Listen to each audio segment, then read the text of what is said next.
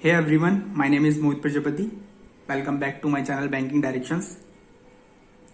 सो दोस्तों, जैसे कि मैंने कहा था, मैं एक सिंप्लीफिकेशन सीरीज स्टार्ट करने वाला हूं।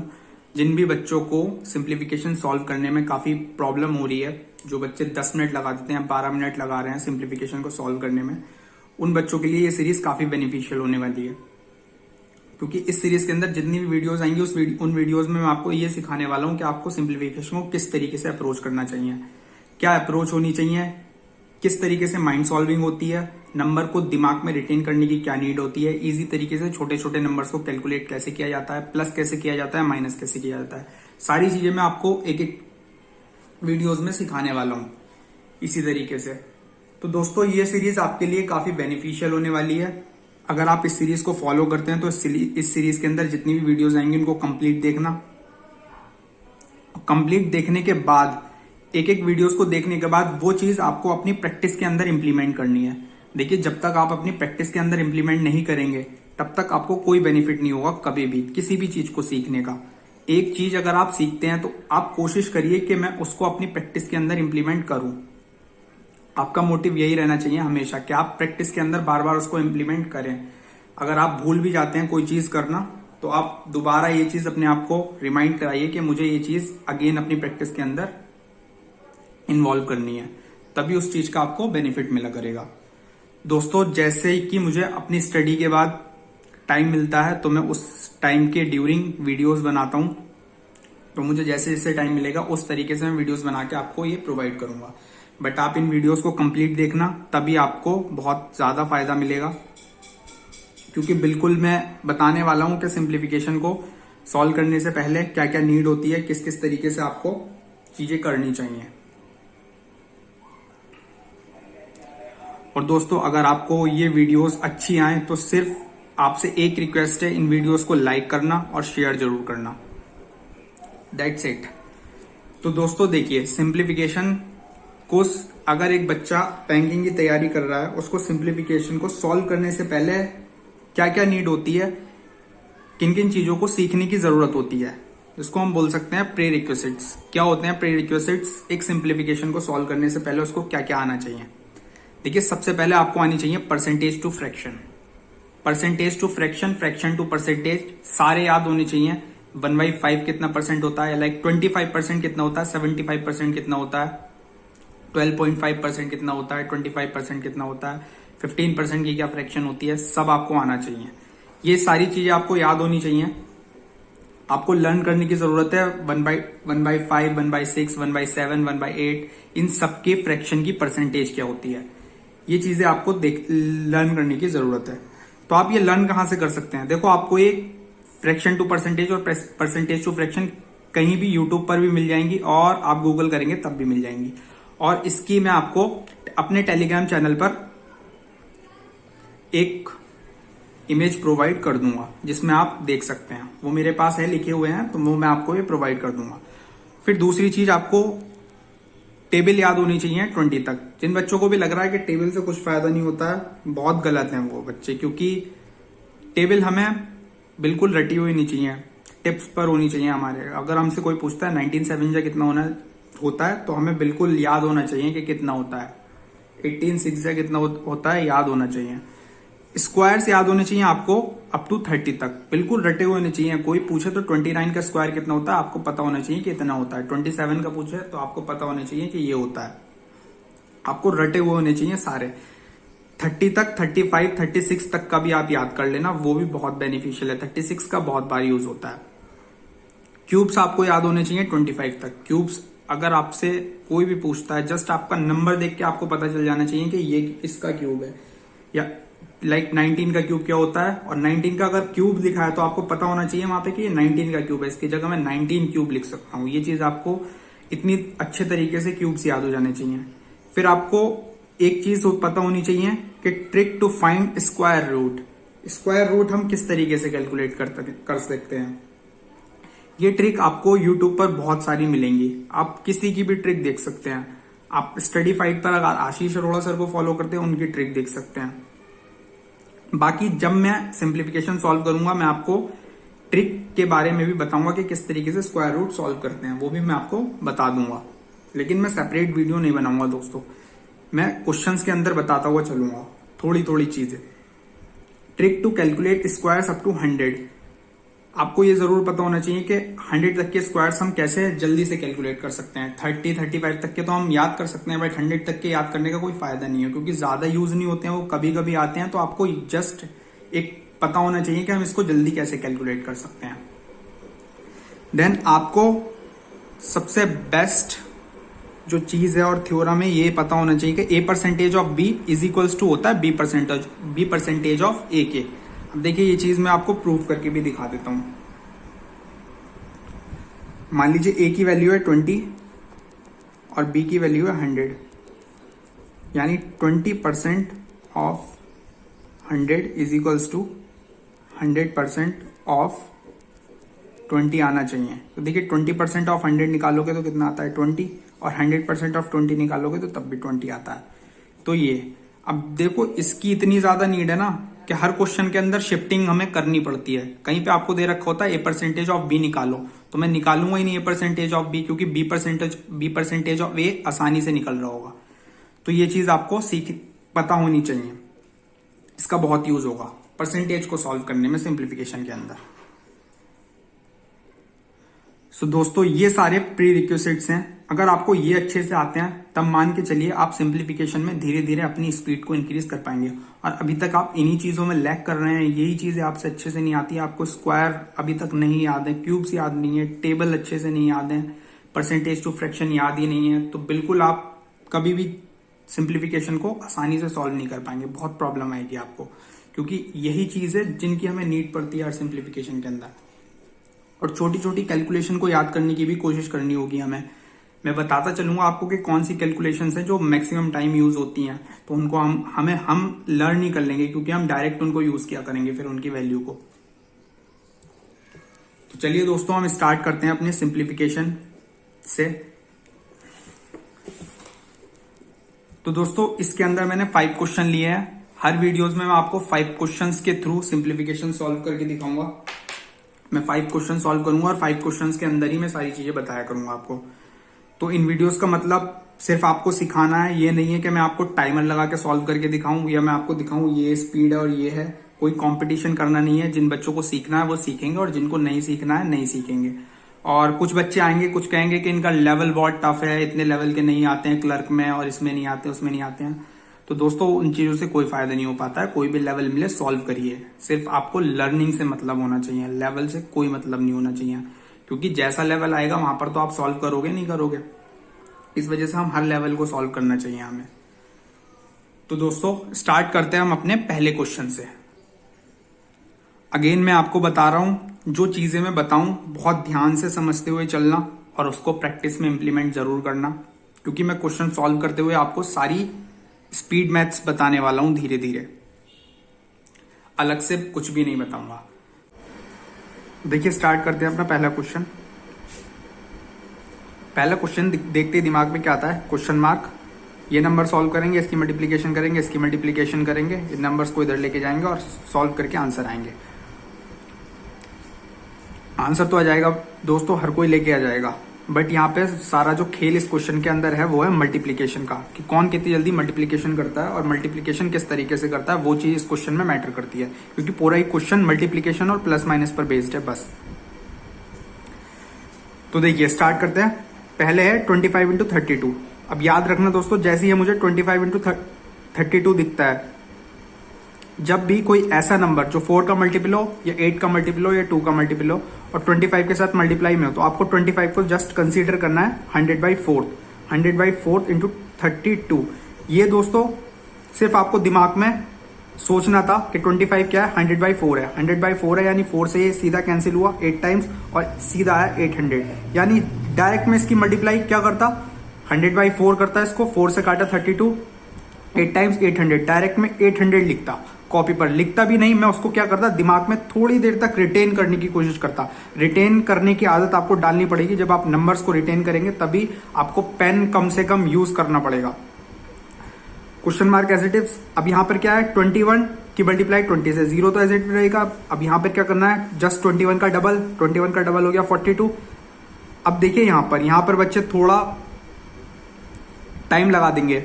28 की मल्टीप्लाई करनी है 30 से, यानी 0 तो देखो एज इट इज रहना है। अब 28 की मल्टीप्लाई 30 से करेंगे, उसके तरीके होते हैं, कौन बच्चा कैसे करेगा। एक बच्चा क्या करने लग जाएगा, 28 के नीचे 3 लिखेगा फिर मल्टीप्लाई करेगा। अब वो तो देखो गलत तरीका। अब अगर आप ऐसे करोगे तो टाइम तो लगना ही है।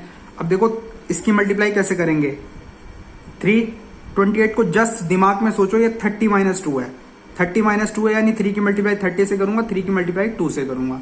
3 की मल्टीप्लाई 30 से करी 90 आया, 3 की मल्टीप्लाई 2 से करी 6 आया, 90 - 6 84 आया, 84 आ गया। और दोस्तों 28 × 3 याद कर लो, ये काफी बार यूज होता है, बहुत मैक्सिमम टाइम ये यूज होता रहता है। 28 का 5 टाइम्स भी याद कर लो, 4 टाइम्स भी याद कर लो, 4 टाइम्स 112 होता है, 5 टाइम्स 140 होता है, ये सब याद कर लो, मैंने भी ये याद कर रखे हैं। अब देखो यहां पर सारा खेला जाता है। इस स्टेप के बाद क्या करना है, इन नंबर्स को सॉल्व करके आंसर ही लेके आना, दैट्स इट। अब आप देखिए करना क्या है यहां पे, अब 840 को सीधा कंसीडर करो 800 ये प्लस 40, इस तरीके से। अब ये नंबर जो है मेरे दिमाग में चलेगा 800 + 40, ये 840 ना होगा, 800 + 40। अब सीधा 800 800 दोनों प्लस के साइन है, यानी इधर होके माइनस भी होना, कैंसिल हो जाएगा, और ये 40 बचेगा और 420 इधर जाके प्लस हो जाएगा। दैट मीन्स 40 + 420, 40 + 420 कितना आ गया, 460, डायरेक्ट आंसर। इस तरीके से ये कैलकुलेट करना होता है। चलिए दोस्तों मैं आपको ये दोबारा बताता हूं, देखिए कैसे कैंसिल करना है, कैसे इसको सॉल्व करना है। सबसे पहली बात, 25 को एक इवन नंबर के साथ मल्टीप्लाई करना, ऐसा इवन नंबर जो 4 का मल्टीपल और 8 का मल्टीपल हो। तो डायरेक्ट 25 को क्या हमने सोचना है, दिमाग में सोचना है 100/4। जैसे 100/4 सोचा, 4 से 32 कैंसिल करने में ज्यादा देर नहीं लगेगी, 8 आएगा, 800, सीधा 800 दिमाग में आया, यहाँ पे 800 आ गया।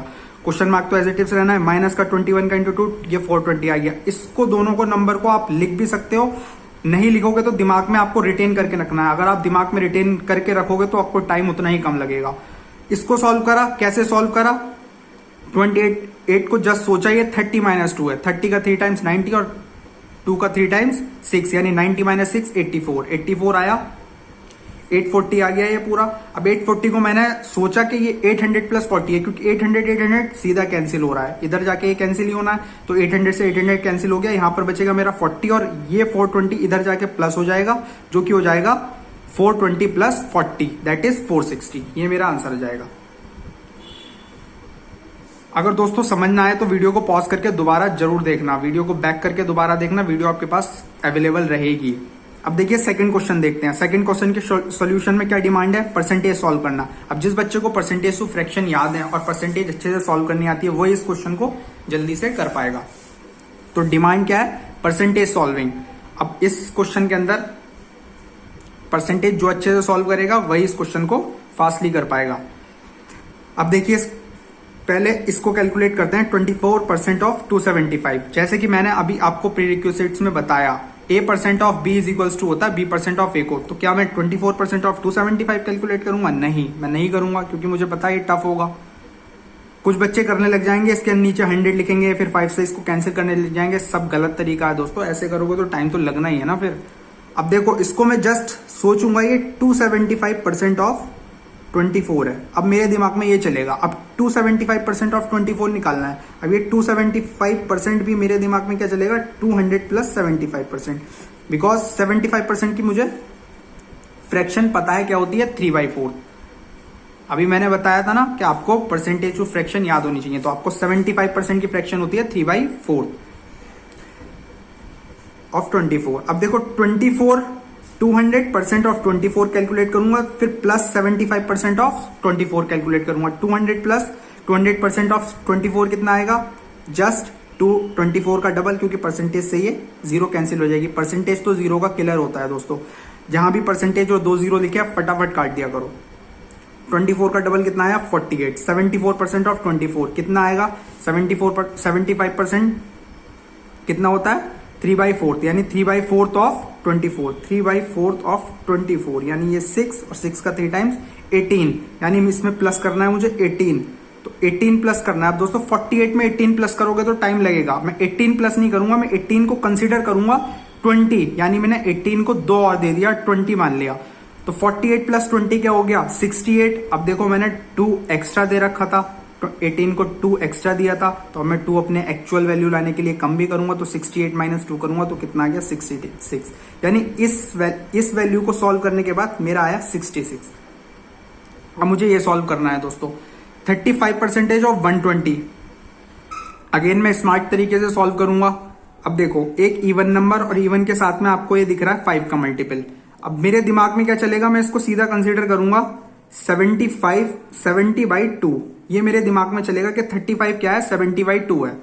70/2% ऑफ 120, मेरे दिमाग में 35 70/2 चलेगा। 2 से सीधा काटा 60, 2 0 आ गई, परसेंटेज किलर, परसेंटेज से ये सीधी 2 0 कैंसिल और 7 का 6 टाइम 42, और ये माइनस तो ऐसे ही रहेगा। इज इक्वल्स टू 20% की फ्रैक्शन क्या होती है, 1/5। 20% की फ्रैक्शन याद कर लेना 1/5 होती है, इंटू क्वेश्चन मार्क। अब बचा क्या है इस क्वेश्चन के अंदर, कुछ नहीं बचा दोस्तों, सिर्फ खेल यहीं तक था परसेंटेज सॉल्व करने का। इस परसेंटेज को सॉल्व करके सीधा दिमाग में ये नंबर रिटेन करना था आपको, या आप लिख भी लेते तब भी आपको टाइम नहीं लगता, बट ये चीज ऐसे सॉल्व नहीं करनी थी, सिर्फ दिमाग में सॉल्व करनी थी। ये मैंने आपको लिख कर बताइए कि किस तरीके से करनी थी। अब देखो 66 माइनस 42 करना है। अब मैं इसको कैसे माइनस करूंगा, कुछ बच्चे माइनस करने लग जाएंगे इसके नीचे लिखकर, ऐसे नहीं करना है, ये सब ट्रेडिशनल मेथड होते थे। अब देखो ये मेरे लिए नंबर क्या है, ये मेरे लिए 60 + 6 क्या है, 60 + 6, और ये मेरे लिए क्या है 40 + 2। अब मैं 60 में से 40 माइनस करूंगा, 6 में से 2 माइनस करूंगा। 60 में से 40 माइनस किया 20 आया, 6 माइनस 2 किया 4 आया, 20 + 4 कितना हुआ 24 हो गया। अब 24 सीधा 5 से मल्टीप्लाई हो जाएगी, 24 की तो कितना आ जाएगा 120 आ जाएगा। सीधा 24 की मल्टीप्लाई हुई 5 से। अगेन समझना दोस्तों, दोबारा बताता हूं किस तरीके से, कुछ बच्चे कंफ्यूज हो जाएंगे तो मैं दोबारा हर क्वेश्चन बताता हुआ चलूंगा। देखो सबसे पहले मेरे लिए क्या टास्क था, 24% ऑफ 275। मुझे पता है A% of B is equals to होता है B% ऑफ A के, तो मैंने कंसीडर किया कि मैं अब 275% कैलकुलेट करूंगा, बिकॉज यहाँ पे 75% है और 75% की फ्रैक्शन मुझे पता है 3/4 होती है, और 4th का ये मल्टीपल है, इसीलिए मैं इसको इस तरीके से सॉल्व कर रहा हूँ। इसको मैंने कंसीडर किया ये 200 + 75 है, तो 200% ऑफ 24 अलग निकालूंगा, 75% ऑफ 24 अलग निकालूंगा। 200% ऑफ 24 निकाला 48 आया, 75% निकाला 3/4 यानी 24 किया, तो इसका 6 × 3 18 आ गया। इन दोनों को प्लस कैसे किया, प्लस किया 48 में 18 ना प्लस करके 20 प्लस किया, 2 एक्स्ट्रा दे दिया अपने पास से ताकि जल्दी से प्लस हो जाए, तो 68 आया। 68 में से 2 माइनस करना पड़ा क्योंकि 2 मैंने एक्स्ट्रा दे रखा था, ओके, तो 66 आ गया यहां सॉल्व करके। अब इसे सॉल्व कैसे किया, देखा कि एक इवन नंबर है और 5 का मल्टीपल है, जस्ट उस 5 के मल्टीपल को कंसीडर किया 70/2, या आप इसको 120 को भी लिख सकते हो 60 × 2, और 2 इसको दे देना तो ये 70 ऑटोमेटिकली हो जाएगा। 2 की जब 35 से आप मल्टीप्लाई करोगे तो आप दोनों तरीके से कर सकते हो, तो ये तरीका भी बेस्ट है। 35 को क्या कंसीडर किया 70/2, जैसे 70/2 दिमाग में कंसीडर करना था, और 2 से ये सीधा कैंसिल हुआ 60, और 60 कैंसिल हुआ यानी 0 से 2 0 तो कैंसिल परसेंटेज से, और 7 × 6 42 आ गया। अब 60 - 42 था, और ये दिमाग में चल रहा था कि ये 1/5 है, क्योंकि 20% की फ्रैक्शन होती है 1/5, तो सीधा मुझे पता था इसको सॉल्व करके उस नंबर की 5 से मल्टीप्लाई करनी है। अब इसको माइनस कैसे करना था दोस्तों, माइनस करना था 6, इसको जस्ट कंसीडर करना था 60 + 6, और इसको कंसीडर करना था 40 + 2, दिमाग में करना था। ये मैंने लिख के आपको समझाया, दिमाग में करना था। तो 60 - 40 20, और 6 - 2 4 यानी 24, और 24 की 5 से मल्टीप्लाई करनी थी, 24 की 5 से मल्टीप्लाई करी तो आ गया 122। कैसे मल्टीप्लाई करी, अब देखो फिर से एक इवन नंबर और फिर से 5, तो इस 5 को क्या कंसीडर किया 10/2, क्या कंसीडर किया 10/2, इस 5 को कंसीडर किया 10/2, और 10/2 जैसे ही कंसीडर किया 2 से ये 12 कैंसिल, और 12 की मल्टीप्लाई 10 से की तो 120 आंसर आया। तो इस तरीके से दोस्तों हमें ये सॉल्व करना था। अब देखिए क्वेश्चन नंबर 3 देखते हैं। क्वेश्चन नंबर 3 देखिए। अब देखो इस क्वेश्चन की रिक्वायरमेंट क्या है, इस क्वेश्चन की कुछ रिक्वायरमेंट नहीं है, इसमें जस्ट प्लस माइनस कौन अच्छे से कर सकता है, जिसको ये तरीका प्लस माइनस करने का आसान तरीका आता है वही इस क्वेश्चन को फास्टली कर सकता है। अब एक बच्चा क्या सोचेगा, ये क्वेश्चन मार्क है, इसको इधर लेके जाता हूं, इसको इधर लेके जाता हूं, इसकी मल्टीप्लाई कर लेता हूं, इस तरीके से सॉल्व कर लेता हूं। बिल्कुल इसी तरीके से सॉल्व किया जाएगा दोस्तों, कुछ नया नहीं किया जाएगा, बट तरीका थोड़ा सा अलग होगा माइनस प्लस करने का। अब देखिए अगेन देखिए 35 और इवन नंबर, फिर से हमें एक हिंट मिल गया, यानी 5 का मल्टीपल और इवन नंबर के साथ इस 35 को क्या कंसीडर करूंगा 70/2 इंटू 32, सीधा ये 2 से किलर 60, ये मेरे दिमाग में चलता, सीधा मैं इसको 60 लिखता और 60 की 70 से मल्टीप्लाई कर देता बस। तो 16 कैंसिल हुआ, 16 की 70 से मल्टीप्लाई करी। अब देखो यहाँ पर टेबल आएगी। अब टेबल जिसको 16 की याद है ना वही बच्चा यहाँ पर खेल खेलेगा। अब जिसको 16 की टेबल याद नहीं है वो तो अटक के रह जाएगा, वो तो पहले 16 1 जा 2 जा 3 जा ही करता रह जाएगा। अब 16 7 जा होता है 1 1 2 0, 0 आ गया और 1 1 2 होता है 16 7 जा।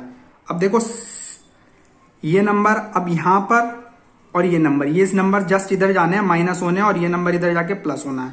अब इन नंबर्स को देखो दोस्तों, ये नंबर किसके ज्यादा करीब है, ऐसे जो जिसमें मुझे 0 मिल जाए ऐसा नंबर। देखो ये 400 के करीब है, ये भी 400 के करीब है।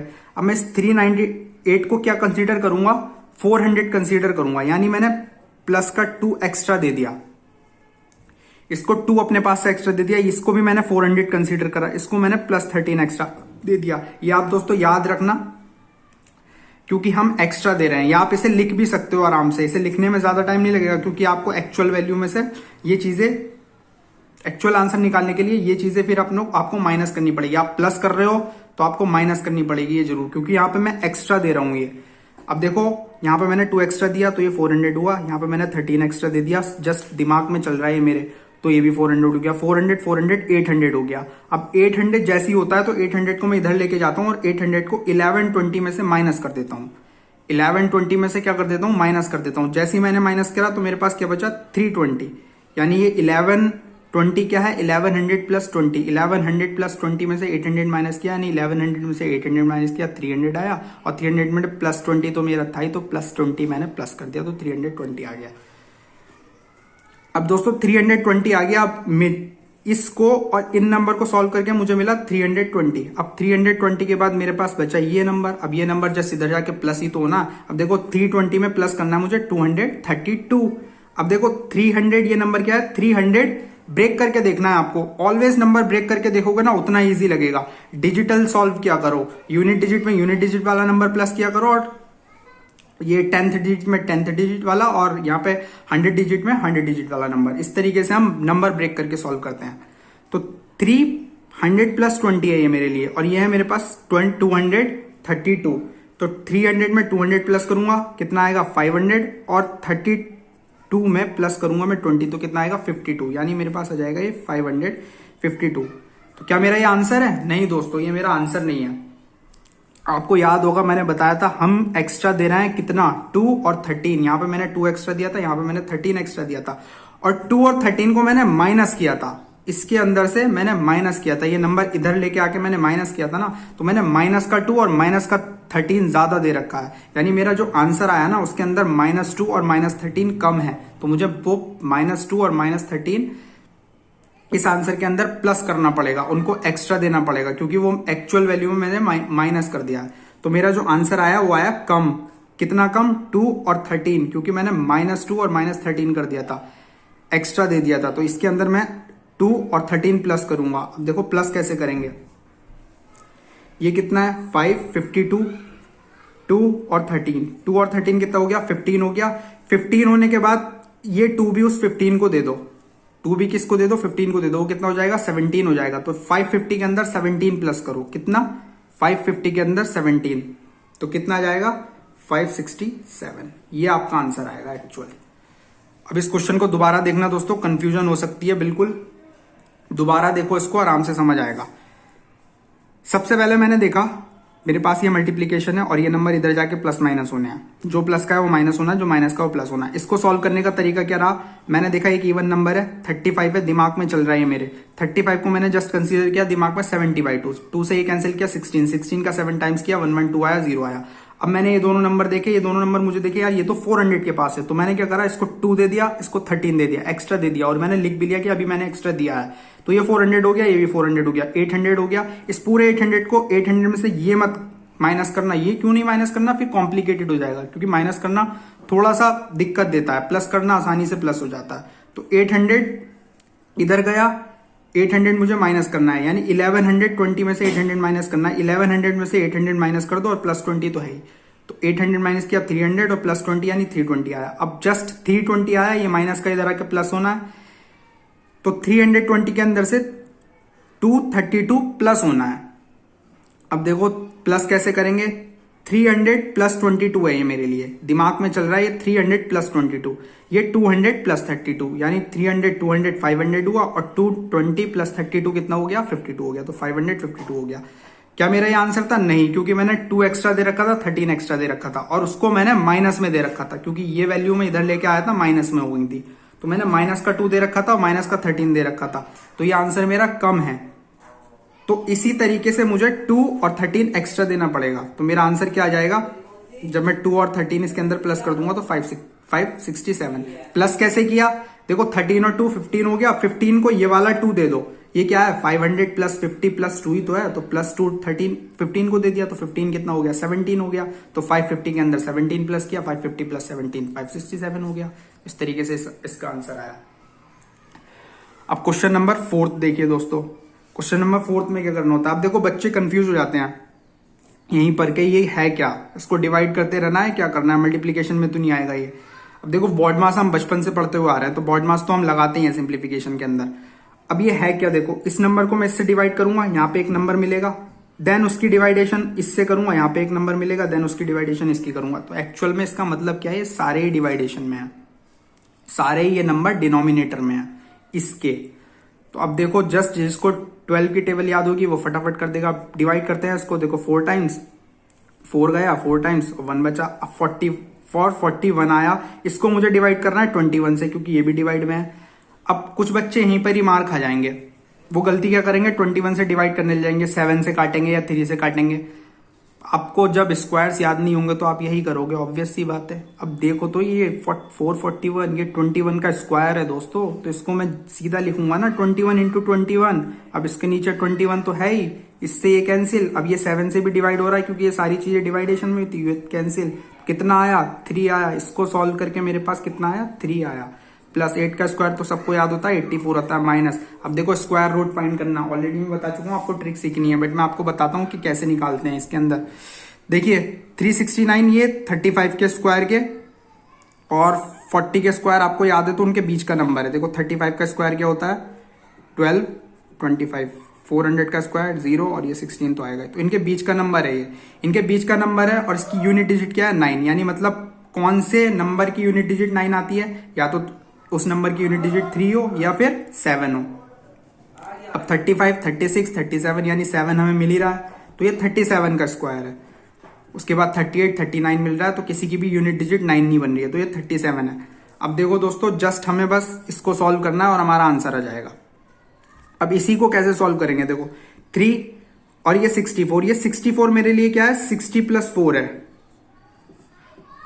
ये 60 क्या था, 60 प्लस 4। ये मेरे दिमाग में सोचना था ये सब, ये मैं आपको लिख के बता रहा हूं ताकि आपको समझ में आए, बट ये मैं दिमाग में सोचता, अगर मैं होता तो सिर्फ मेरे दिमाग में चलती है सारी चीजें, सिर्फ मैं ये वाली लाइन लिखता, फिर इसको सॉल्व करके सीधा आंसर टिक करता। अब देखो 64 क्या चल रहा है मेरे दिमाग में, 60 प्लस 4, तो 4 प्लस 3 क्या हो गया, 7। अब प्लस का 7 यहाँ पे है, ये माइनस का 37, तो प्लस का 7 यानी माइनस का 37, यानी 7 37 में से कम कर दो, तो ये कितना मिल जाएगा आपको 30, और यहां से बचेगा 60 माइनस 30 कितना हो गया, 30। सिंपल आंसर आ गया।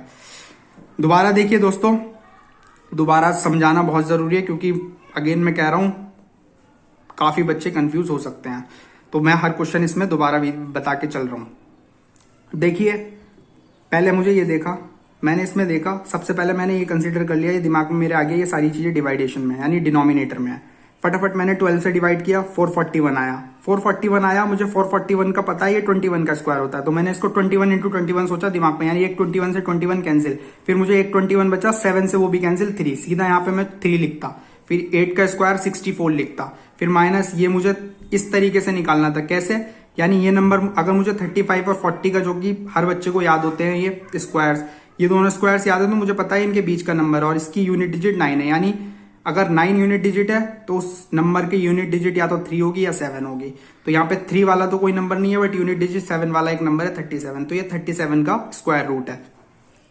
अब कहानी ये जाती है सारी इन नंबर्स को प्लस माइनस करने की। अब देखो जस्ट 64 को मैंने कंसीडर किया 60 + 4 दिमाग में, और 4 + हो गया 4 + 3 हो गया 7, और यानी यहाँ पे माइनस का 37, तो +7 इसमें से कम कर दिया क्योंकि यहाँ माइनस का 7 मिल रहा है मुझे, तो 30 बचा यहाँ से, और 60 - 30 तो 30 बचा।